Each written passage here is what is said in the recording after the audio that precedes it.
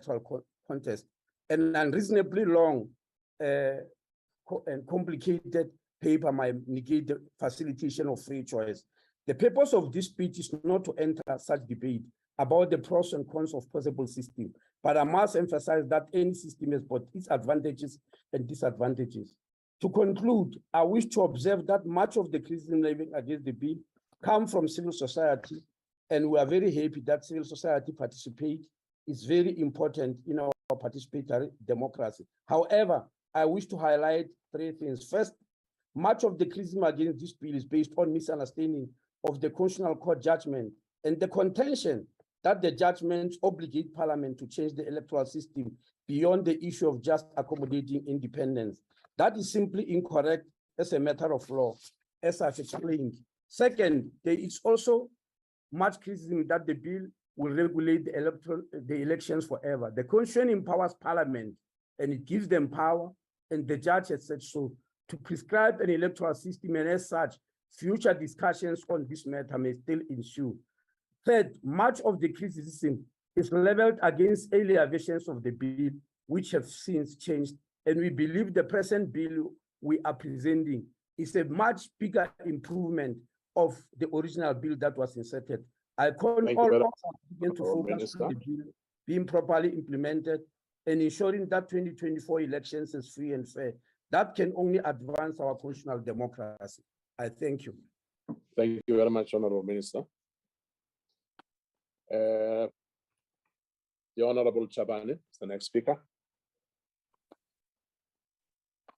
Thank you, House Chair. I note that my video has been stopped by the host. Can I proceed? Yes, you can proceed, Honorable Member. Please proceed. Thank you. Thank you. Thank you, House. Yes, thank you, House Chair. I tabled before this House the report of the Portfolio Committee on Home Affairs on the Electoral Amendment Bill for consideration. We participate in this second reading debate for Electoral Amendment Bill to communicate our unequivocal message that the National Assembly remain committed to the rights and freedom outlined in our Constitution, to continuous efforts to perfect our democratic dispensation. This also affirms our long-held principle that the people shall govern and represent the turning point in our democracy as you know it, and set out country on the new path for development. It is worth noting that this important debate takes place at a time when the Association of World Election Bodies has convened in South Africa to deliberate under the theme safeguarding election management in the age of global democratic recession. The AWEB 5th General Assembly will see South Africa assuming the chairpersonship of this body. This illuminates the confidence that the world election bodies have in South African electoral institution, the IEC. House Chairperson, this House mandated the Portfolio Committee on Home Affairs to consider the Electoral Amendment Bill, Section 75 bill that arose following the 11th June 2020 Constitutional Court judgment that declared the Electoral Act of 1998 unconstitutional, to the extent that it required that adult citizens may be elected to National Assembly and provincial legislature only through their membership of political parties. We are pleased to present to this House that in our resolve, we have legitimate and balanced bill that capture the spirit of the Constitutional Court judgment and the public views expressed across the country. What the court, however, did not pronounce on is a direct election of the president or members of the executive. The court was not prescriptive on the electoral system to be employed.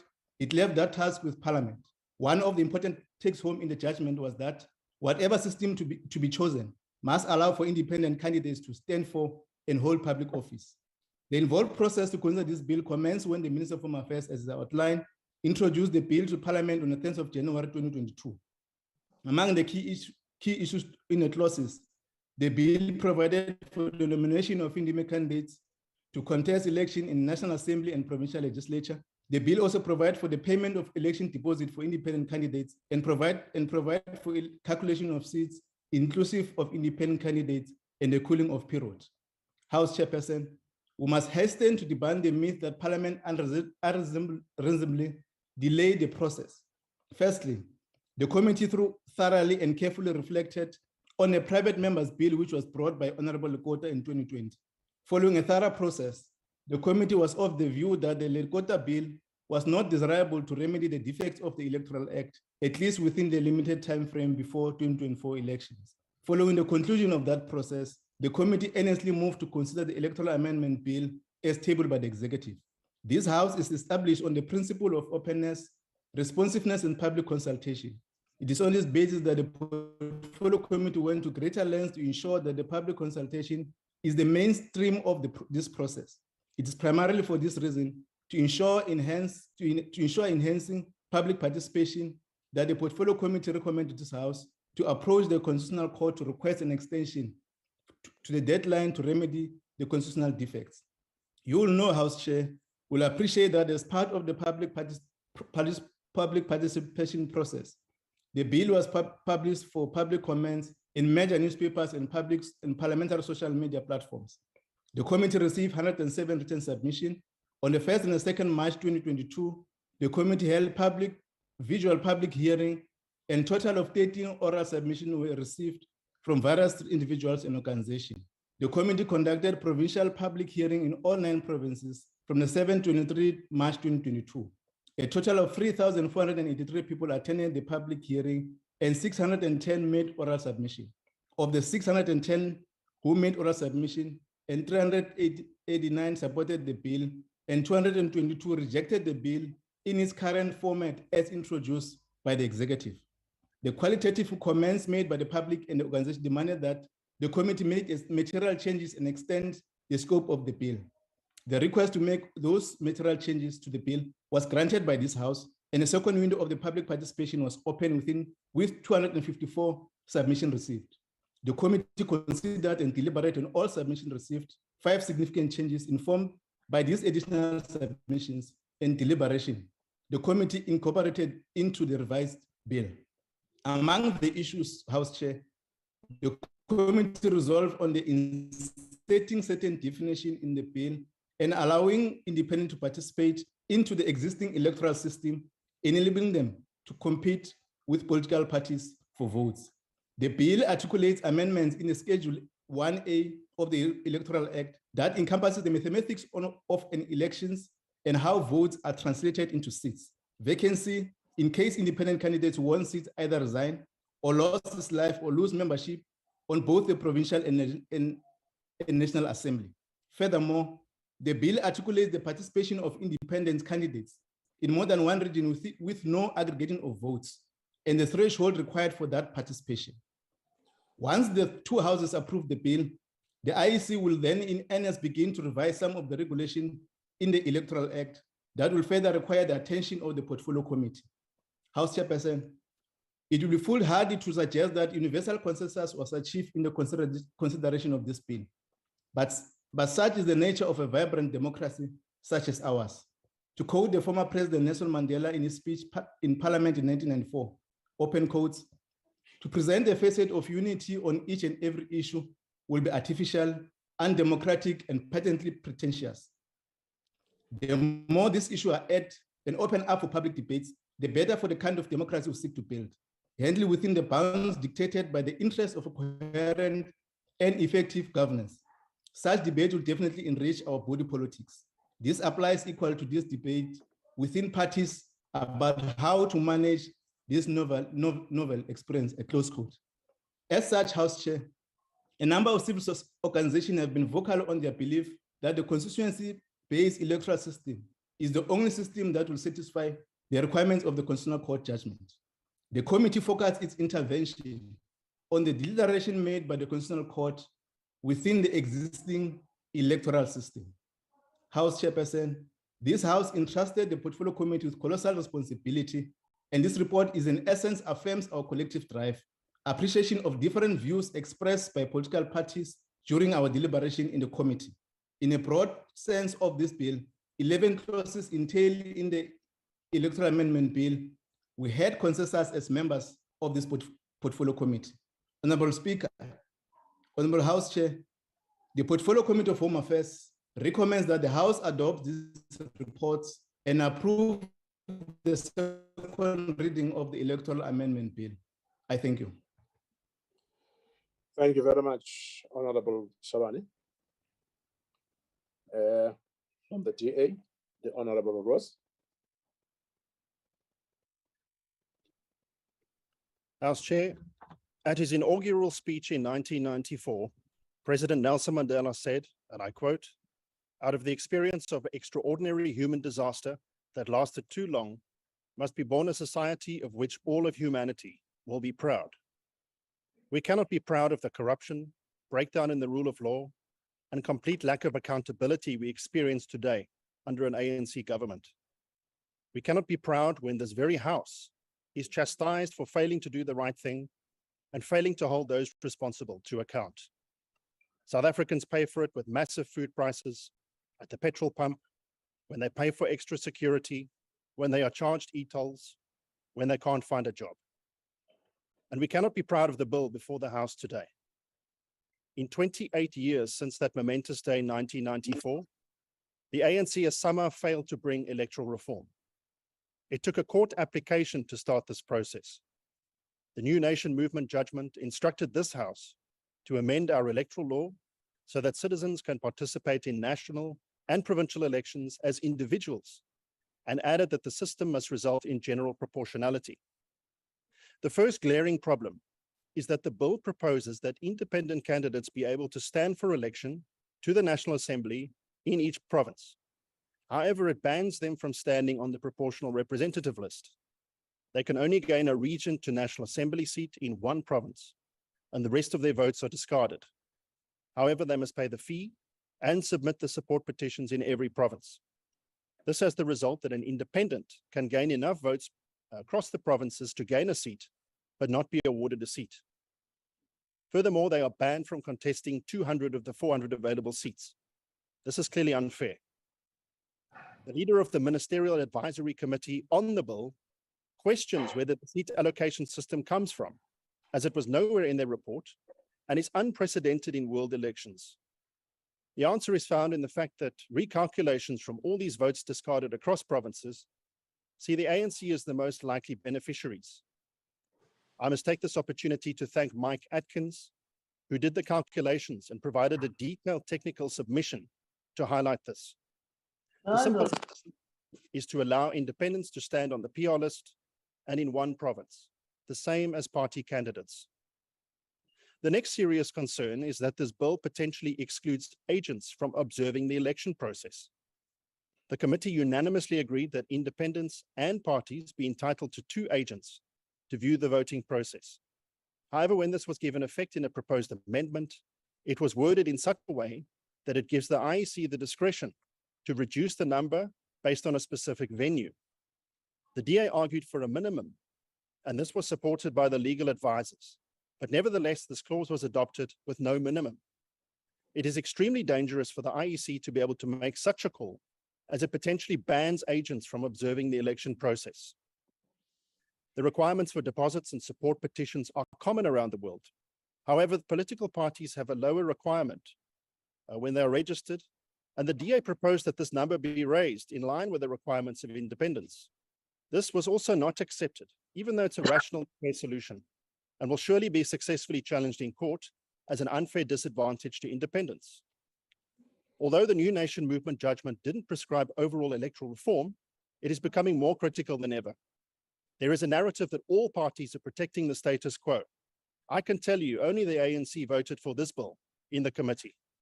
The DA went one step further and proposed a sunset clause to ensure that this electoral reform takes place immediately after the 2024 election, which was again not accepted. We have seen flip-flopping by the ANC on several issues on the bill and whether it will be supported or opposed. But this is what you get where decisions are not made on values, but rather the expediency of the day and whatever it takes to get through the next uncomfortable situation. We need electoral reform based on shared values. We need a government built around shared values, and we need this without delay. We simply do not have the time to have this taken to court for such obvious shortcomings. These matters will be raised in court if we do not make the only rational decision here and send this bill back to the committee to effect the necessary changes. Failure to do so will make those who vote in favor of this bill in its current format complicit, but the potential constitutional crisis will also be on your hands. The DA rejects this bill. Thank you, Honorable Ross. Honorable members, please note that the honorable member from the EFF, Honorable Mohale, it's a maiden speech today. You're welcome, Honorable Mohale. Thank you, Honorable Speaker.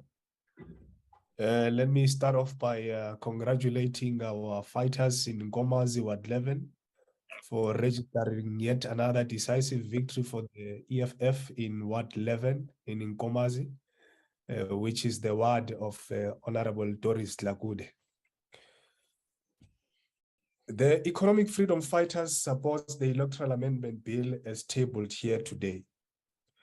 We also confirm that the processes followed in the enactment of the bill was transparent, fair, and straightforward. All the people of South Africa, including civil society organizations, were given adequate opportunity and space to make inputs and comments on the bill. After consultation, this bill is what we have produced and is being tabled here consistent with the Constitutional Court ruling and provides an equal platform for all those who seek to contest elections to do so in a transparent and open platform. It is the choice of those who seek to contest elections as to whether they intend to do so within an organization or as an individual.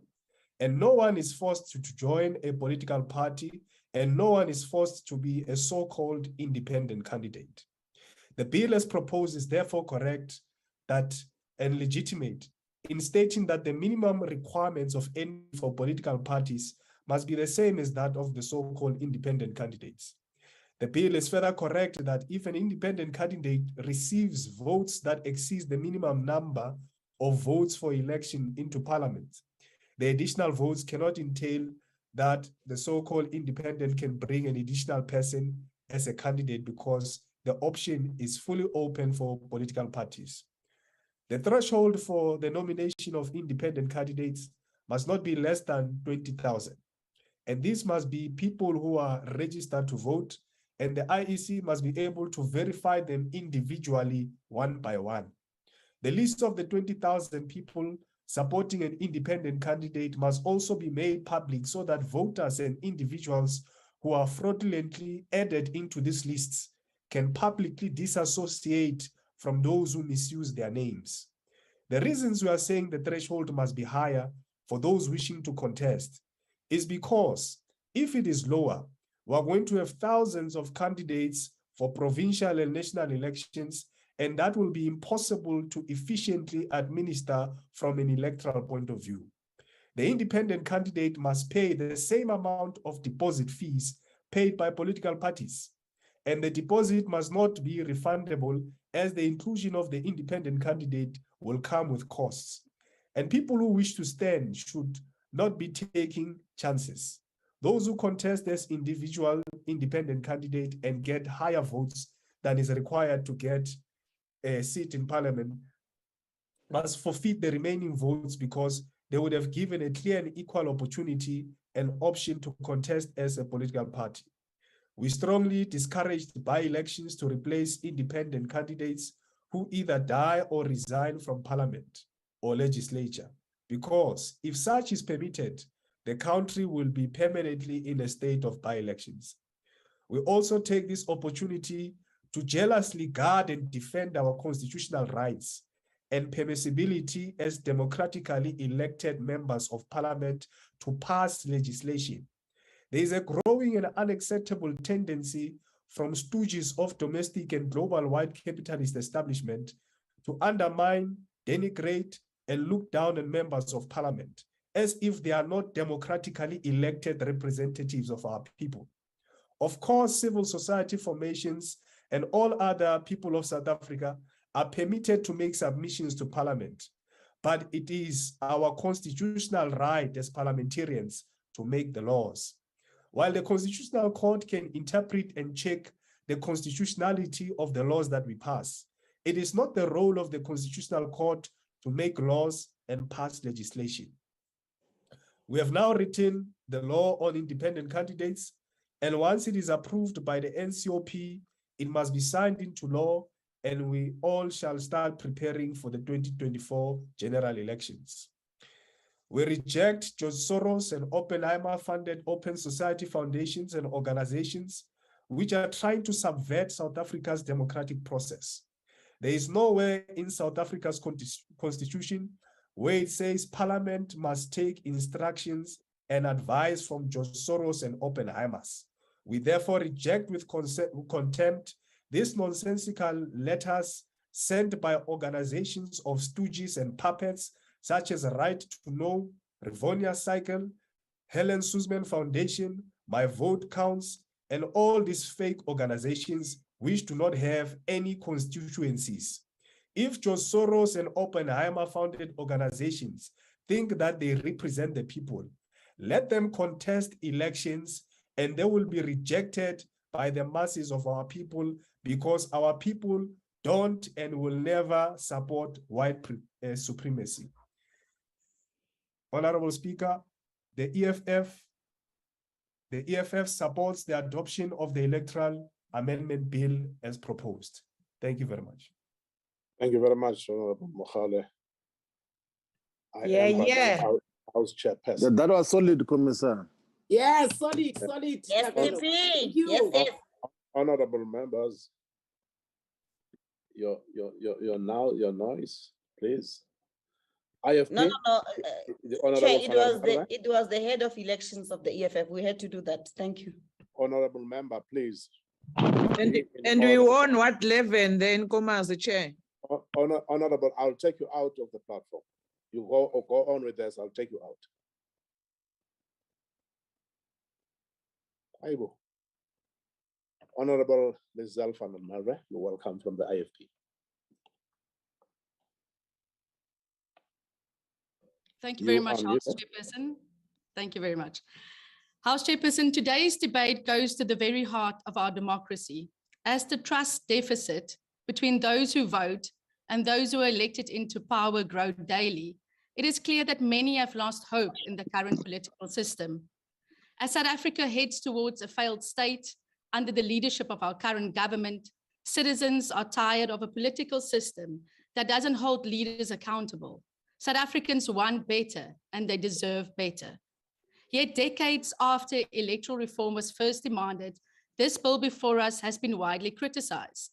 But where did we go wrong? In a nutshell, this process hasn't gone far enough. On 11 June 2020, Parliament was given 24 months to remedy the Electoral Act. The baton was passed to the Department of Home Affairs, yet the Minister of Home Affairs only appointed a Ministerial Advisory Committee, a MAC, in February of 2021, a full 6 months after the court order. The MAC proposed two options, a minority report and a majority report, as the Minister alluded to. The majority report mirrored the Frederik van Zyl-Slabbert report, which carried widespread public support. It must be noted that it was the former Minister of Home Affairs, Prince Mangosuthu Buthelezi, who started the process of electoral reform, which led to the recommendations of the van Zyl-Slabbert report in 2003. The MAC majority report was ultimately rejected by the executive in favor of the minority report. What followed were delays and more delays. The minister finally introduced the Electoral Laws Amendment Bill based on the minority report to Parliament in January of 2022. This allowed our committee with only 5 months to do the work, which was just not enough time to do justice to the process. With time running out, Parliament requested the court for an extension. In granting the extension to 10 December 22, the judgment noted, and I quote, "The minister did not in fact take all reasonable measures to give effect to the court order." Now, as we rush to pass this bill, there are still issues of contention, such as the formula to fill vacancies and whether this formula will benefit large political parties. For the IFP, one of the greatest concerns is the issue of signatures. Independent candidates are expected to garner approximately 20,000 signatures just to stand for the elections, 30% of the number of votes required for a seat in the previous election. The IFP has argued from the start that this should be no higher than 10 to 15%, as it will impede participation of independent candidates in the elections. Chairperson, at the weekend, Mr. Snooki Zigalala said that the ANC doesn't support the current bill. The minister has since rejected these comments. However, it is the IFP's view that in the interest of fairness, of meaningful consultation, and to give true effect to the Concord Order, that we should open the process for further consultation. If this bill is referred to the NCOP today, the IFP will call on Parliament to consider beefing up the NCOP process by establishing a committee involving all stakeholders, including civil society and the best constitutional law experts, to finalize the bill alongside MPs. It is not too late to include a compromise that will see, for example, MPs directly being elected from their constituencies. With the best interests of our country and our democracy at heart, this would be a fair process. With the knowledge that the 2024 elections will be make or break for the future of South Africa, we need to restore power to the people. Considering that electoral reform must be an ongoing process now and beyond, and with these shortcomings, the IFP will not be supporting this bill at this stage. I thank you. Yeah, honourable member. Honourable Groenewald from the FF Plus.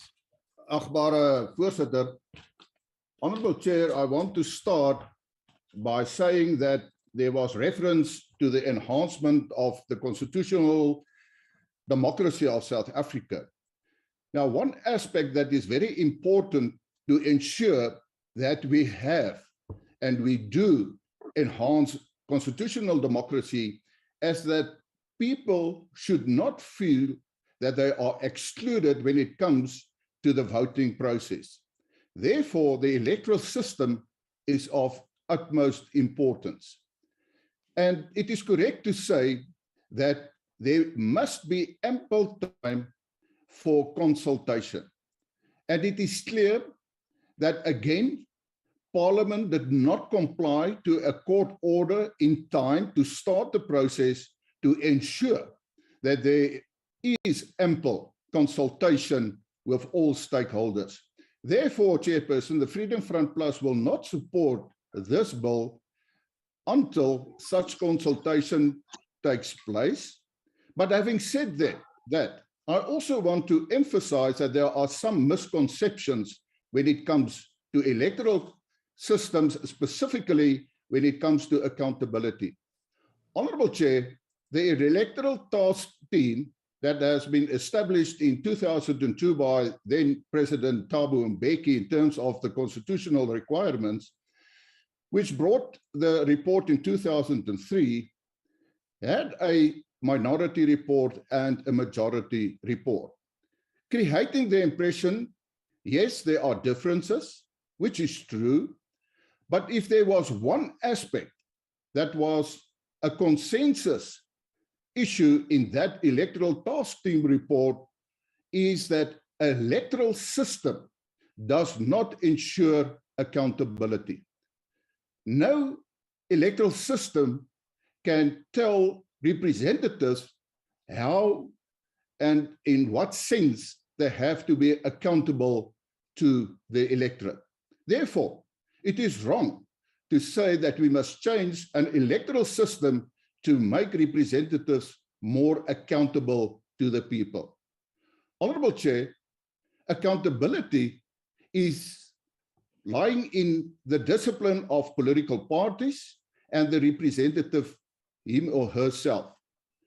And I want to say it is wrong to say that independent candidates will be more accountable. In every case, that is not true.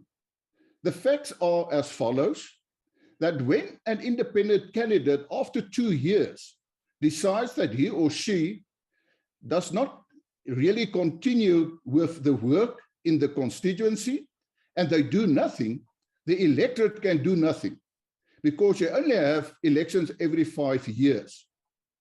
But in the case of a party political representative, if a representative does not do his or her work, the party can terminate the membership of that specific representative and then elect someone else. In that sense, there are more accountability towards a party political representative than an independent candidate. It also brings me to the matter of the conscious vote. It is not the electoral system that determines that there should be conscious votes. in fact, that is section 47(3) of the Constitution that determines that you will lose your membership if you lose your membership of your party. Therefore, Honorable Chair, the Freedom Front Plus requests further consultation, and we will not support this amendment bill. I thank you. Thank you, Honorable Groenewald. The Honorable Swartz. Thank you, House Chair. House Chair, this bill seeks to amend the Electoral Act to allow independent candidates to contest elections. Now, as we know, electoral reform was extensively considered by the Van Zyl-Slabbert Commission, as well as the independent panel assessment of Parliament in 2009. Now, the latter report identified the electoral system as one of the several serious structural weaknesses in the functioning of Parliament. It mentioned the absence of a constituency-based electoral system and the top-down effect of the party list system as a major impediment to Parliament's ability to exercise its oversight mandate properly and to members of Parliament being held accountable to voters. Now, following the New Nation judgment, the Ministerial Advisory Committee explored a variety of options and consulted various stakeholders, including the ACDP, and it narrowed down two options, a majority and a minority report. The majority report proposed a single-member constituency option with proportionality secured through party lists, much like local government level. Half the MPs elected directly and half proportionally from party lists. The minority report proposed a slightly modified closed party list, multi-member constituency to accommodate independence. Now, the bill before us follows the minority report's minimalistic approach, which has largely ignored previous reports on electoral reform, and this is highly regrettable. The bill also disadvantages independent candidates in various ways, as highlighted by the speakers. The ACDP would have preferred far more meaningful electoral reform, as suggested by the majority report, with accountability to the electorate an overriding issue. The steady decline in voter participation since the 1994 elections must be a matter of great concern. Less than half of all eligible South Africans cast a vote in the 2019 national provincial elections. Out of a total of just over 40 million eligible voters, more than 13 million did not even register for the 2021 elections. This is worrisome, and the ACDP believes that more meaningful electoral reform would have gone a long way to address this worrying decline. What is very clear is that the electorate, disillusioned by major parties contesting elections, could be seeking alternatives besides independent candidates. This gives smaller, growing parties such as the ACDP the opportunity to present political leaders, men and women who fear God, are trustworthy, and hate dishonest gain, who understand servant leadership and stewardship of state resources. Former Minister Vali Musa and chairman of the Ministerial Advisory Committee said, continued parliamentary neglect of meaningful electoral reform is, quote, like a person driving a truck that has fallen asleep at the wheel. The ACDP agrees and rejects this bill. It must go back to the drawing board. I thank you. Thank you, Honorable Swartz. The Honorable Holomisa. Honorable Chairperson and honorable members, the inclusion of independent candidates at national and provincial level of elections is a step in the right direction. But the United Democratic Movement argues that this has not gone far enough. Since the days of the now defunct IDASA, the UDM has been advancing the agenda of having an electoral system that in a larger part is a constituency-based system, a mixed system of proportional representation and constituencies like we currently have at municipal level will boost accountability to the electorate. Honorable members, it is time for us to have another system to strengthen our democracy and ensure its future health. Let us change the legislation and let the Demarcation Board and the IEC draw up the boundaries for new constituencies. The IEC should also be tasked with determining the threshold for the number of registered voters it would require to demarcate a constituency. Lastly, in closing, we are at this juncture due to the pressure exerted by a litigation in the Concord, but should we successfully consider the UDM's proposal, we will preempt any such future legal action. Currently, the UDM rejects the current, we reject the current legislation or proposal or bill. Thank you very much, Honorable Lobisa. The Honorable Mahau. Thank you very much, Honorable Chair.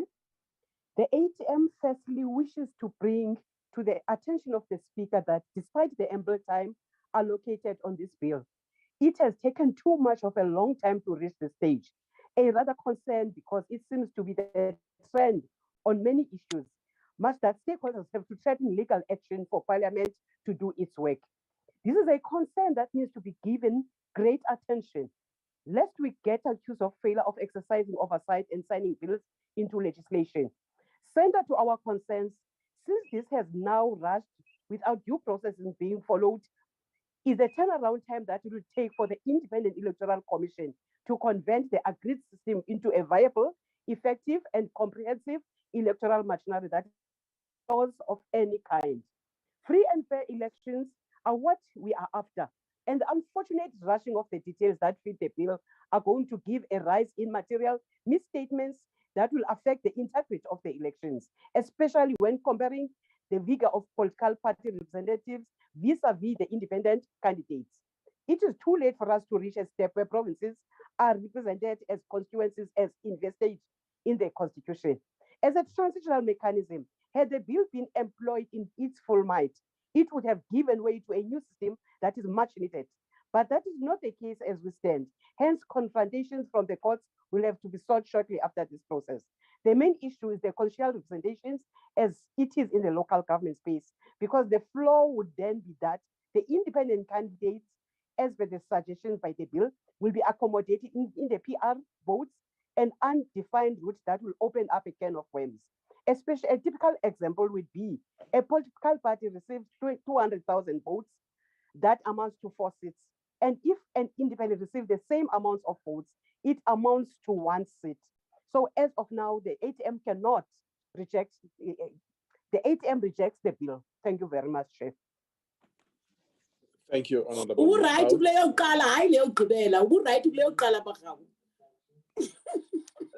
The Honorable Harold.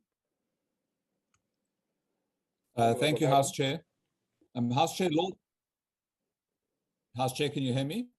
Yes, I can hear you. Go ahead, Honorable Harold.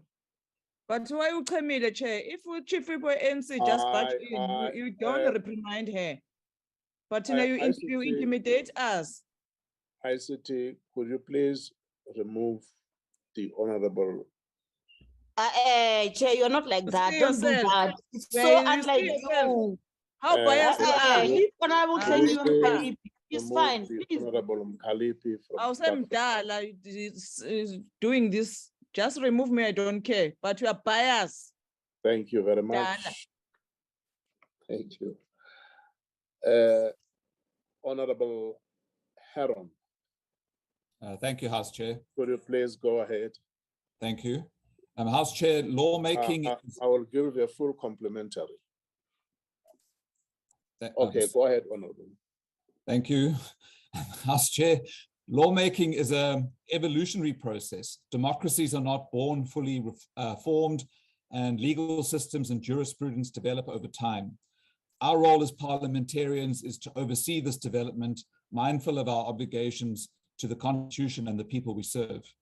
It is our duty and our privilege today to give full meaning to Section 19(3) of the Constitution, which provides that an adult citizen has the right to stand for public office and, if elected, to hold office. And given our history of centuries of disenfranchisement, we should heed the words of Justice Sachs in the 1999 judgment of August versus the Electoral Commission, that the achievement of the franchise has historically been important both for the acquisition of the rights of full and effective citizenship by all South Africans, regardless of race, and for the accomplishment of an all-embracing nationhood. When the Constitutional Court pronounced our electoral system unconstitutional because in its fullest sense, it disenfranchised those who choose not to associate with any political party by denying them the right to stand for public office, this was an opportunity for us to evolve our election laws, to bring the legislation into alignment with both the letter and the spirit of the Constitution, and in fact, an opportunity to implement a long overdue overhaul of our election system. The Constitutional Court judgment, the majority and the second minority, makes frequent reference to interpreting these constitutional rights using the word generously. But the Electoral Act Amendment Bill does the complete opposite. Rather than celebrating our democracy by generously extending the right to participate to all, the bill is designed simply to achieve legal compliance and not inconvenience the IEC. The bill essentially ignores the overwhelming majority of public input received from civil society organizations with expertise in this field, and this makes a mockery of the public participation process. As lawmakers, we should surely be able to grasp the importance of engaging independent thought leaders on subjects such as electoral reform, where members of political parties can't necessarily be expected to be neutral. The bill before us amounts to an unjustifiable discrimination against independent candidates with the inclusion of the 20% threshold rule. A more sensible and logical approach to implementing the judgment would be to develop a mixed PR constituency system, not unlike the municipal model, with which voters are already familiar and the IEC knows well. It makes no sense to adopt a new, untested, unknown, exclusionary electoral model. Good agrees with those in civil society who don't believe the bill meets the expectations of the Constitutional Court judgment. This is an opportunity lost for a more accountable and logical electoral system, and sadly, we cannot support this bill. Thank you. Thank you, Honorable Member. The Honorable Modise.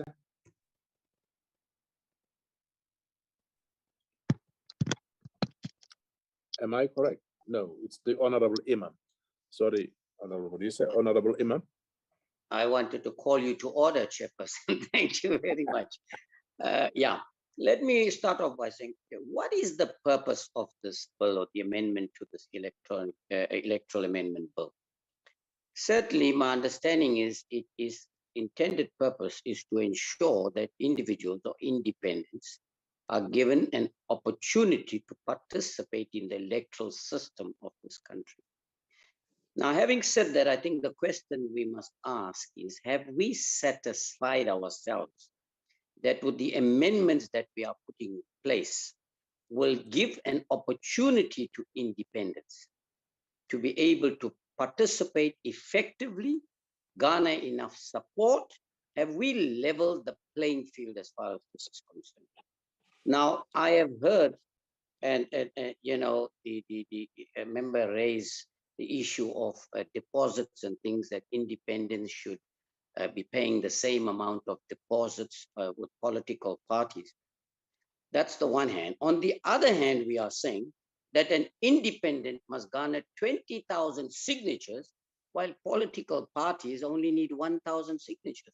So where and how are we leveling this playing field?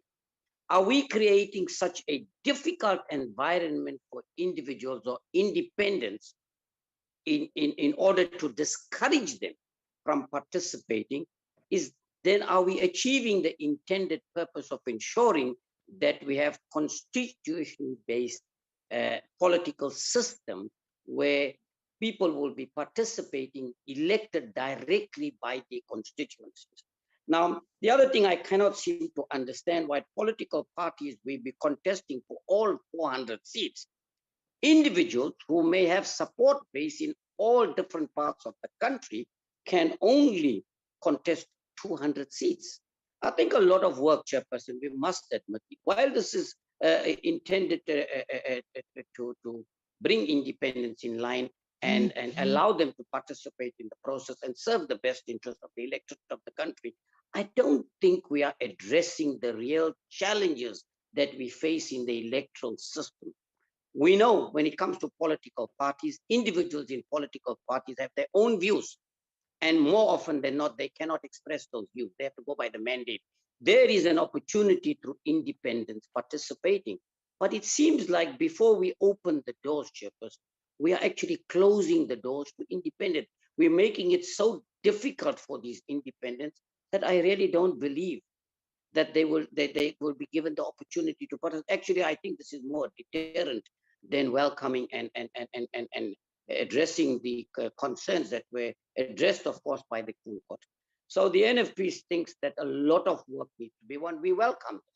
At the same time, we believe, but we also recognize the fact that at the NCOP level, there will be an opportunity to make further amendments so that we can address the challenges that independents might face. And lastly, I want to say political parties got a distinct advantage. They are funded and funded very well by business and others. Individuals are not going to be able to get this. We haven't addressed the issue of funding, how they're going to survive, what funding is going to be available to them and things. So yes, that's the concern the NFP wants to raise, but we hope for that through the NCOP process, further amendments could be made to address those challenges. Thank you very much. Thank you very much, Honorable Iman. The Honorable Modise. Thank you, House Chair. Democracy is a term drawn from Greek words meaning rule by the people. It differs from other forms of government in its insistence that, in principle, every adult has a right to a say in decisions. By electing representatives into public office, the people govern. Elected public representatives carry out the will of the people. It is for this reason that 67 years ago in Electoral, thousands of people adopted the Freedom Charter, which proclaimed that the people shall govern. House Chair, as it has been outlined, the Constitutional Court in the new National Movement judgment declared that provisions of the Electoral Act of 1998, which prevent independent candidates from competing in provincial and national elections, is unconstitutional. The court ruled that the impounded provisions violated independent candidates' constitutional rights to stand for the public office, to freedom of association, and to dignity. The court thus held that the right to freedom of association is limited when the state compels individuals to associate with a political party against their will, or whether by joining or forming a party. The Republic of South Africa is one sovereign democratic state founded inter alia on the value of multi-party system of democratic government to ensure accountability, responsiveness, and openness. The ANC has been and remains committed to these foundational principles. The ANC delegates at the Constitutional Assembly, which concluded the 1996 Constitution, insisted that this constitution must be constructed in a manner which would respect the principle that the people shall govern. This is exactly the principled commitment which obliged the ANC negotiators to argue in favor of a proportional representation electoral system, thus to ensure that even the smallest fragment of political opinion in our country would be represented in our legislatures. We cannot lose sight of the history of our country. After decades of disenfranchisement of Black majority in South Africa, the ANC declared that the achievement of a right to vote would signal the achievement of full citizenship and legal equality for all. It declared that elections would be a fundamental element of a democratic political life in our country, and that government shall maximize popular participation and be accountable and responsible to the people. As the ANC, we have always supported a proportional representation system as it is best suited to a country as diverse as ours in terms of race, class, and language. This system ensures that different political viewpoints are able to find representation in Parliament and speak on behalf of that constituency. Since the judgment was handed down and the bill tabled by the Minister of Home Affairs, the Portfolio Committee has worked extensively consulted widely, and engaged issues to ensure that independent candidates are catered for and fully participate in national and provincial elections. This bill has created a conducive environment for the participation of the independent candidates, contrary to the version which is mobilized by the NGOs and civil society organizations. The ANC believes the inclusion of independent candidates strengthens our democracy. It broadens the options for people to choose their public representations. The ANC supports the bill. Thank you very much, Honorable Mutisa. The Honorable Jafta. Thank you, Honorable Chair. Honorable Chair, I must say from the onset that the African Independent Congress will abstain on this bill. We have read the Electoral Amendment Bill in its current form and reviewed the judgment of the Constitutional Court in One Nation movement. The bill does not reflect the spirit of the judgment insofar as promoting the constitutional requirements of proportionality. We make this point because the effect of the bill is to have independent candidates' votes discarded if they reach or cannot reach a particular threshold. This forces voters to think twice about casting their votes for independence. According to the Constitutional Court, open quote, once an adult citizen is forced to exercise Section 19.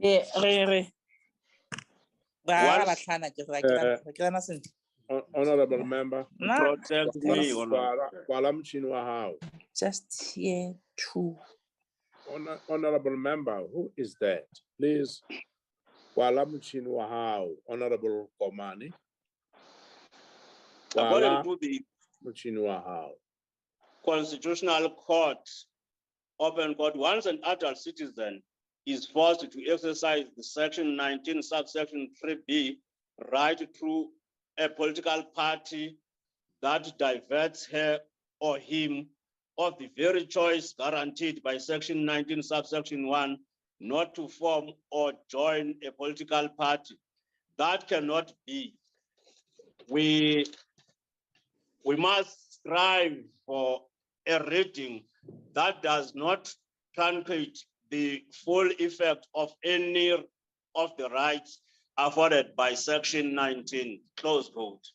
We are mindful, Honorable Chair, that our courts have previously warned that they are not best suited to examine the suitability or not of the legislature's policy choices. For the courts, when the Constitution has been complied with, they have no business in the dealings of Parliament. No matter how cogent this jurisprudence is, it should not stand in the way of the courts to consider the rationality of the legislature's view and whether the legislature's policy options are constitutionally sound in keeping with the One Nation movement judgment. We also note the views of public interest organizations that the current bill doesn't embrace the views of the people, in that it does not allow multi-independent candidates constituency system so that voters are not limited to voting for a single candidate in a particular region. The complexity of this bill is also amplified by the absence of legislation governing the process of public involvement in lawmaking processes. It is indeed true that the Constitution does not envisage, open quote, a mechanical democracy where the winner takes it all, close quote. As the Constitutional Court once noted, the real debate is whether the bill is in its current form will pass constitutional muster. The jury is still out, and that is why, Honorable Chair, we will abstain on this particular vote. I thank you. Thank you, Honorable Jafta. The Honorable Cope. The Honorable Nyanza from the PAC.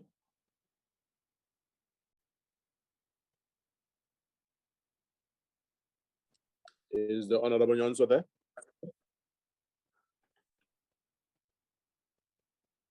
Okay, I pass. The Honorable Hendrik. Thank you very much, Honorable Chair. Honorable Chair, further consultations means the IEC will not have enough time to conduct free and fair elections. They told me that. We had a meeting with the board, with management, operational staff, and they said that further consultations will mean that South Africa won't have free elections in 2024. Going to court also means that the IEC will not have enough time. So we will have a disaster in 2024 if people can't exercise their right to vote. So I'm very disappointed to hear so many honorable members wanting to delay the elections and not have elections in 2024. Must we then call in the army to run the country? This is unacceptable, and I cannot understand why this position is adopted by so many political parties. Honorable Chair, we know that Vali Moosa, the Honorable Vali Moosa, called for electoral reform. It wasn't up to only the governing party to do this. The opposition parties, the big so-called big opposition parties, sat on their, I don't know what, and did nothing about it. And now they want to moan and groan, and now they want to destroy the principle of one man, one vote, and bring in thresholds. You must have 3 seats before you can get into parliament. And just imagine, how can an independent person get 3 seats? That's not possible. So we find that the official opposition party, they've talking about 3 bills, and they are defying the constitutional court order by doing that. It is one man, one vote, and if you meet the threshold, you get represented. Honorable Chair, I want to congratulate the Honorable Mukhali of the EFF. He made a historic maiden speech, and Jama-ah congratulates him and the EFF. Jama-ah supports the amendment to the electoral bill. We must comply with the ruling by the Constitutional Court and avoid missing the deadlines. 2 years was not enough, and we needed 3 years to bring out more fundamental reform. This can only be done in the 7th Parliament to be ready for the 8th Parliament. So I don't know why honorable members are trying to mislead the voters. Voters mustn't vote for them because they don't want elections in 2024. They just want to delay and throw obstacles in the way. While for 3 years, these same parties did nothing to present amendments before Parliament in the form of private members' bills. So I can't understand, Honorable Chair, why this is so. Jama-ah supports having the elections on time in 2024, and the urgent step is to vote for these amendments today. A no vote is a vote against one man, one vote. It is a vote against thresholds to keep out independents and new parties. Like the ACDP said, they're growing to strengthen our diversity. The African peer review mechanism said that the greatest threat to our democracy will be a 2 or a 3-party state. And that is what some of the opposition parties are trying to achieve. Jama-ah supports these amendments and call on all the other parties, please, to reconsider their position, and so that the nation can get ready for elections in 2024 and not hang on the thread. Thank you very much, Honorable Chair. Thank you very much, Honorable Hendricks. The Honorable Kanyile. Thank you, Chairperson. In June 2020, the Constitutional Court in the New Nation Movement matter gave a groundbreaking judgment that compelled Parliament to amend the Electoral Act in order to permit independent candidates to contest national and provincial elections. In March 2022, the Portfolio Committee of Home Affairs embarked on public consultation in all 9 provinces of our country. The process that was largely flawed due to poor public education by the Department of Home Affairs. In most provinces that we visited, communities were not aware of this public engagement process. There were instances where some people who attended the consultation came and presented us with service delivery issues. It was a clear indication that they did not know the purpose of our visits In some venues, we were greeted by empty chairs. In areas where community members were provided with a copy of the bill, they requested a copy which was translated in their preferred language as they did not understand English, and those copies were not available. The big question that remains unanswered is, were these consultations fair? The budget, time, resources that went into these consultations, did they serve their purpose, or this was just another tick box exercise by the ANC? Nonetheless, we carried on with the meetings. Upon our return, we deliberated on the inputs received and what needed to be done to ensure that independent candidates are afforded a fair opportunity to contest national and provincial elections. We all agreed that in an event when an independent candidate's seat becomes vacant, the seat should be filled by a party or independent candidate who received the highest vote. However, the ANC, in its desperation to water down the bill and protect their dwindling electoral support, later made a U-turn and supported a recalculation, which will see the majority party occupying that vacant seat. It's a familiar script. On countless occasions, we have witnessed the ANC change goalposts on previously agreed issues. In one instance, we had also agreed to set a minimum of 2 party agents for political parties and independent candidates, a provision whose implementation will be left to presiding officers. This was thrown out. Today, we are now expected to support a bill that doesn't have a minimum set target for party agents who will observe elections in each voter district. The bill necessitates a system similar to the one utilized at local government level, where there are defined constituencies requiring that electoral contestants, independents, and those belonging to political parties compete fairly against one another, cognizant of the principle that a public representative should be accountable to their constituency. The DA proposed a sunset clause to ensure that this electoral reform takes place immediately after the 2024 election. This too was rejected. We are not in agreement with the bill in its current form, as we have serious issues and areas of concern.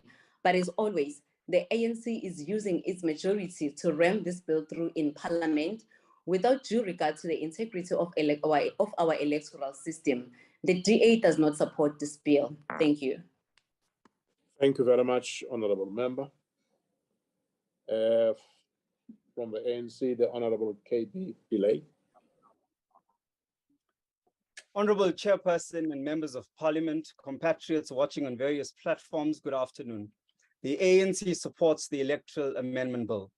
When the Constitutional Court examined the issue of public participation in the case of Doctors for Life International versus the Speaker of the National Assembly, it took consideration of the historical roots of our constitutional democracy and the complete denial of the right to political participation during the apartheid era.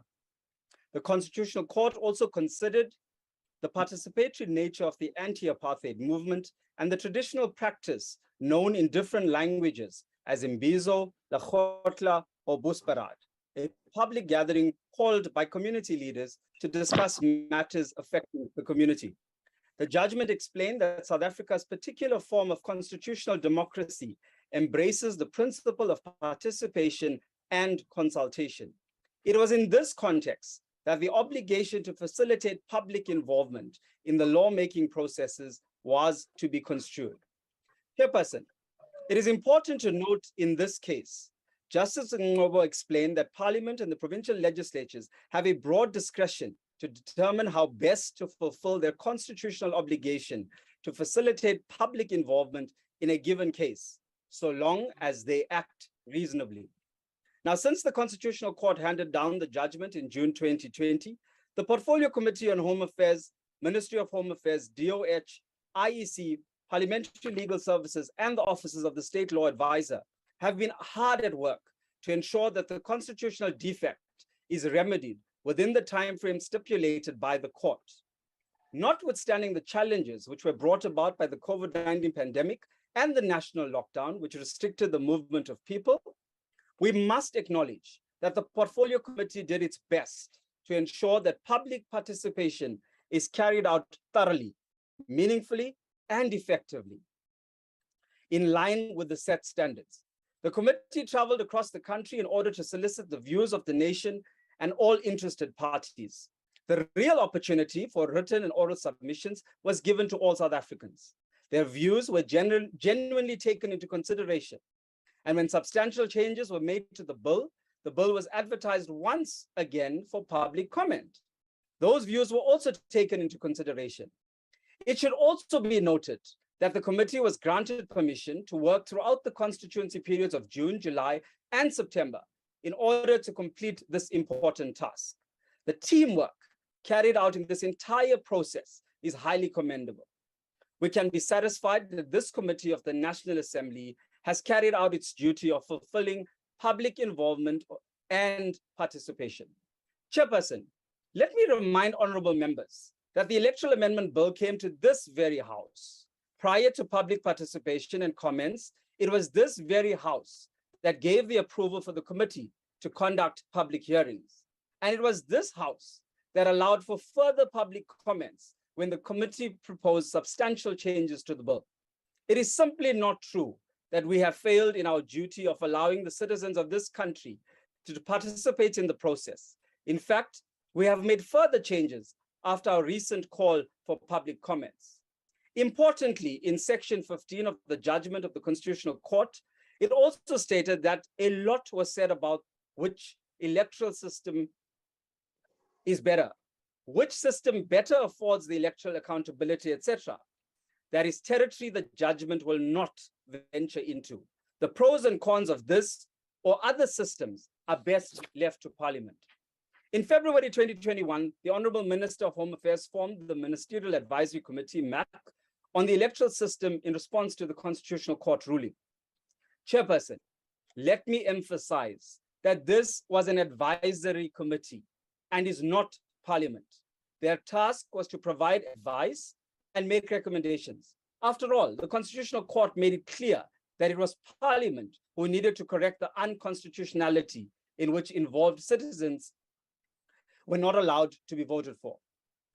In an engagement with the Portfolio Committee, the MAC raised that the chosen electoral system should remain in place for the next few decades. Longevity is therefore crucial. The MAC explored a variety of options and concluded with two options that had emerged: a slightly modified existing multi-member constituency, which some stakeholders refer to as minimalist option, and the mixed member model incorporating single member constituency, similar to a local government option. Members of the committee argued that both options should be sent to the minister as the recommendations, but the chair argued that there must be a vote. At the committee meeting, the 6 full members of the committee who had participated throughout the process were then split 3-3. So it's simply not true for some elements in civil society to spread stories around the committee being divided and that there was a majority-minority view, as the committee as a whole actually felt that both options should be considered. As the African National Congress, we support a slightly modified multi-member constituency, which allows for independent candidates to contest the national and provincial legislatures under the current electoral system. As far back as 2007, the ANC has resolved in its national conference that appropriate requirements should be set for persons wishing to contest elections as independent candidates. Now, there were a number of issues that were raised as of a concern in the bill. We received legal advice on these issues, deliberated on them, and all the clauses in the bill, and believe that they have been addressed.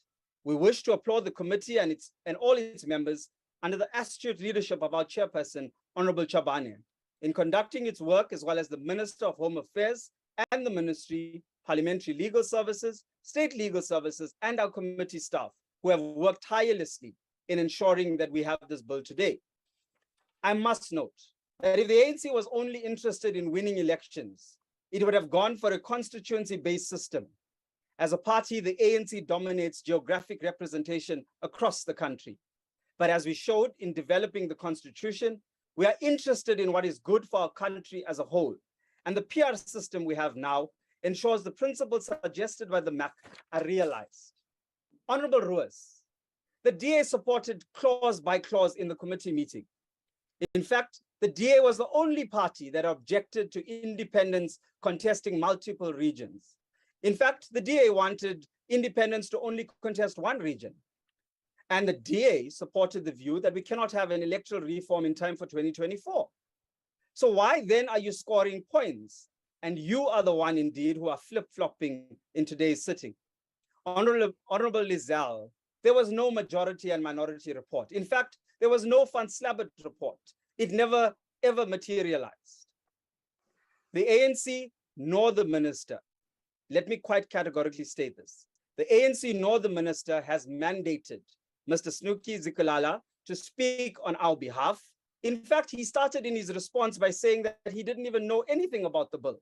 How then can he come and make comments in respect to this bill?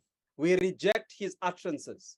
Honorable Kanile, the bill accommodates for agents, and you know that. It is clear in the filling of vacancies, and we've all agreed that the vacancies will be filled the way it's stipulated in the bill. Let it also be noted, Chairperson, that the IEC will revise the requirements of political parties through the Electoral Act. In fact, other pieces of legislation will subsequently need to be amended. I must thank Honorable Hendricks. An independent, sir, is indeed one. That is only what it can be. One person contesting as an independent can only then occupy one seat. Honorable Chairperson, the ANC supports this bill. I thank you. Thank you very much, Honorable Pillay. The Minister of Home Affairs will close the debate. The Minister of Home Affairs. Thank you very much, Honorable Chair. I note that quite a number of parties purport to be opposing this bill, but they all do so for different individual reasons. Each one has got their own reasons at one particular corner why they are not supporting this bill. But we also note that consistently people are conflating two different and separate questions that needs to be dealt with. The first question is the Constitutional Court ruling about inserting independent candidates. This is what the bill is all about. The second question which Parliament ought to deal with is whether the country, people must come to Parliament via constituencies, like it's happening in other jurisdictions, like in the UK, etc., etc. This is not what is in front of the House now. It is not what the Constitutional Court has ruled about. And honorable members, I really want to appeal to you. Don't mislead the public.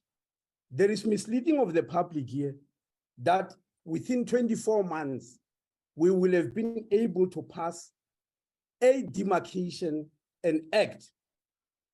So, which is like the Municipal Demarcation Act 27 of 1998. That demarcates municipal borders, municipal boundaries. There is no demarcation act for National Assembly. We were supposed to go back if we took that view. If we took that option, we will have gone back to start establishing an act, after which, after it has passed, we must now start establishing a demarcation board for national and provincial elections. And so it is wrong to say you could have done that within 24 months. Even these 6 months, that is always being sang about. The last issue, Chairperson, I want to clarify Honorable Shaikh, because there's a misunderstanding here, and I realize that many people carry that misunderstanding. There are two different acts here about numbers. The Electoral Contents Act 51 of 1996 defines that when you register a political party, you must show 1,000 signatures. It's not about participating in election, just to register a political party. In terms of an act passed in 1996, you must have 1,000 signatures. Now, we are now passing an act that includes independents who do not appear in the 1996 act because they were not there. Now, in this case, the bill proposes that it must be 20% of the seat that was required the number of votes that was required to pass a seat in the past election. What must happen if we want equality is for the IEC to go and equalize these two things, especially that the 1,001 is not in an act. It's not an act. regulations, and the regulations can easily be dealt with. So if people believe there's going to be inequality between independents and political parties, that inequality is not going to be there if you understand issues. Then there is the issue of NCOP. This bill is going to NCOP. Any of the technicalities which we think have been left behind can actually be dealt with there. But I don't want us to continue incessantly influencing people and misleading them, that we could have given them something within 24 hours. The Constitutional Court know what it was, 24 months. They knew what they were doing when they said we must make this correction in 24 months. And they were not including all these things that people are demanding here. Thank you very much. Thank you very much, Honorable Minister. Honorable members, are there any objections to the bill being read a second time? Yes, House Honorable Chairperson from the IFP. House Chair- IFP noted. House Chair, please note the objections of the Democratic Alliance, and we would like to call for a division, please. Honorable Kwahube, it's noted.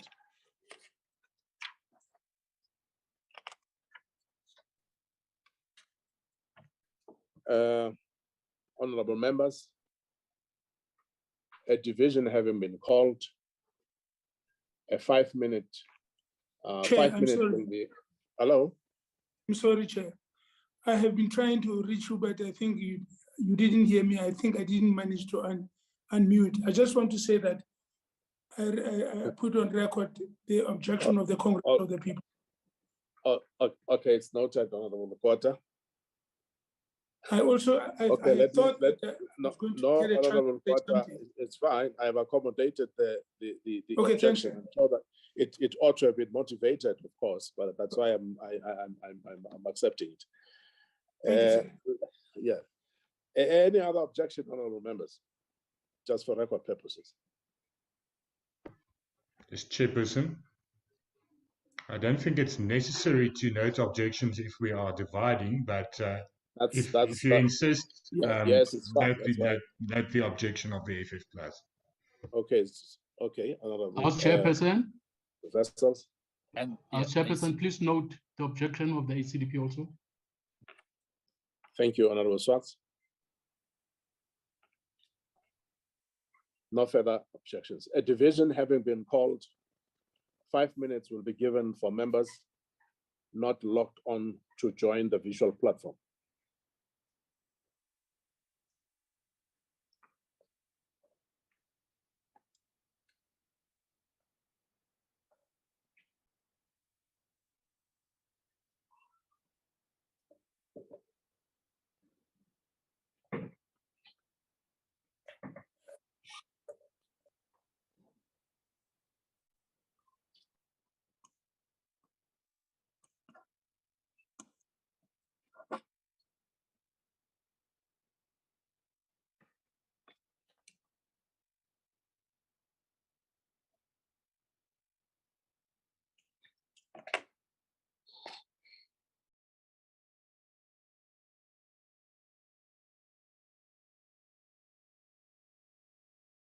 Recording stopped.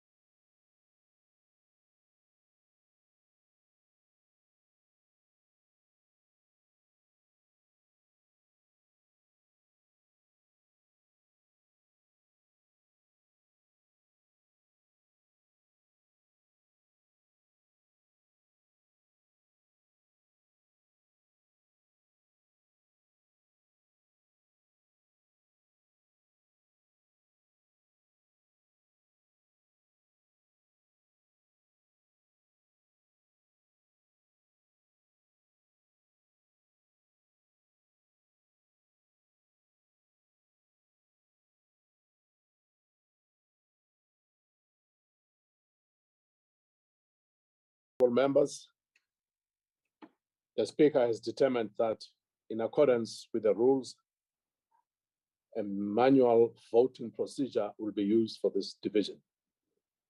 Firstly, in order to establish a quorum, I would request the table to confirm that we have the requisite number of members on the visual platform to take the decision. Party whips will then be given an opportunity to confirm the number of their members present and indicate if they vote for or against the question. A member who wishes to abstain or vote against the party vote may do so by informing the chair. Order. Having confirmed that, let me just confirm first.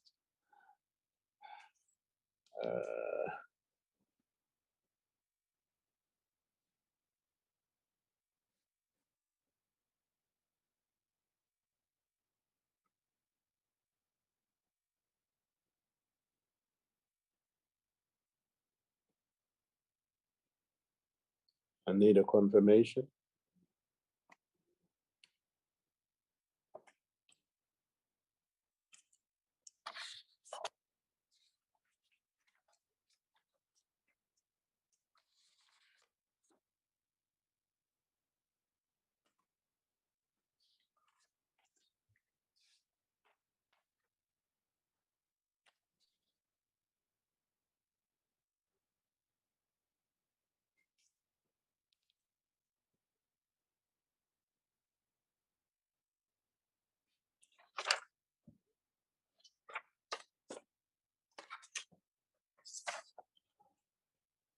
Honorable members, having confirmed that we have the requisite quorum, we will now proceed with the question at hand. Voting will now commence. No member will be admitted on the visual platform until the division is concluded. Whips, could you confirm the number of your members present on the virtual platform and indicate if they vote for or against the question? The table will assist if needs be. Are the party whips ready to record the votes of their members who are present? ANC. Thank you very much, House Chair. House Chair, the ANC on the platform is 1981, is just dropped now, it's 197. We vote in full support. Thank you. Thank you, DA. House Chair, the Democratic Alliance has 73 members on the system, and all of them are voting against the bill, please. Thank you, EFF. No, thank you very much, House Chairperson. The EFF were 32 on the virtual platform, all of us, and we're voting in support of the bill. Thank you very much. IFP. Thank you, Honorable Chairperson. We are 13 on virtual, voting against. Thank you. FF plus. Thank you, Chairperson. We are 8 members on the platform voting against. ACDP. Thank you, House Chair. The ACDP has 4 on the platform voting against. Thank you. UDM.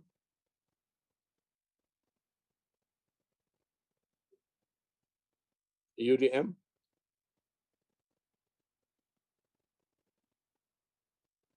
Okay, we'll come back if maybe there's a problem. ATM.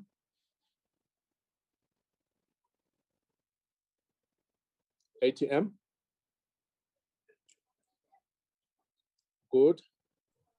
House Chair, we are 2 on the platform and we are abstaining. Thank you. NFP. Chairperson 1 in support. Thank you very much. IEC.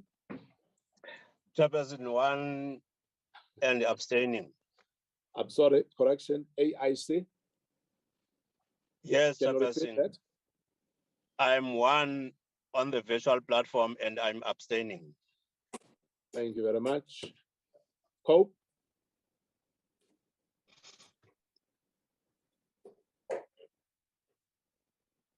Cope?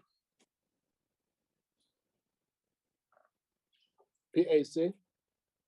Honorable Chair, PAC is one on the platform and I'm voting in favor. Thank you, sir. Al Jama. One on the platform and we voting in favor like the PAC. Thank you very much. Is there any Viva member? Jama. Oh, is there any member that wishes to Chairperson. abstain? Honorable Lekota? Cope, I'm alone on the platform and I'm voting against. Thank you very much, Honorable Lekota. House Chair, Swatcha, ACDP, one of our members was kicked off the platform, so we might only have had 3 on the platform. I just need ICT to check that. Thank you.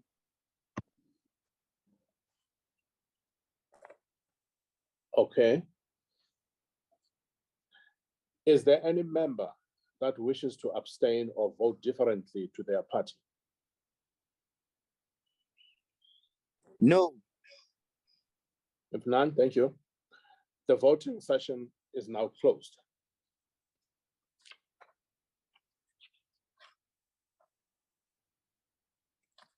And we'll await the results and the assistance of the table.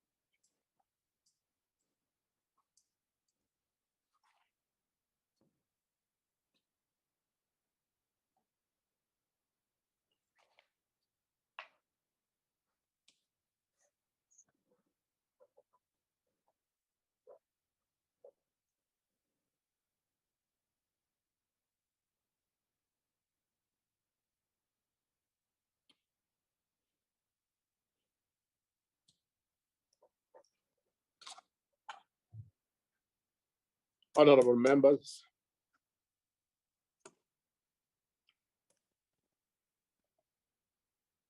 the result of the division is as follows.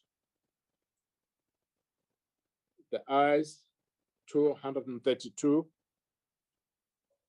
the noes, 98, and the abstentions are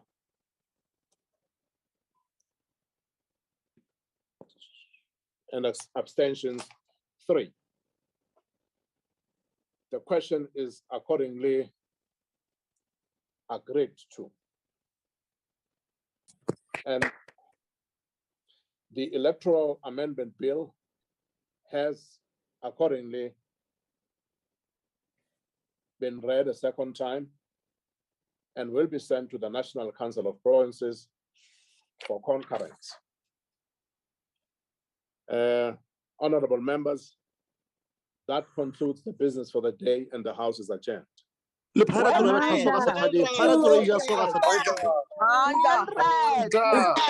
Well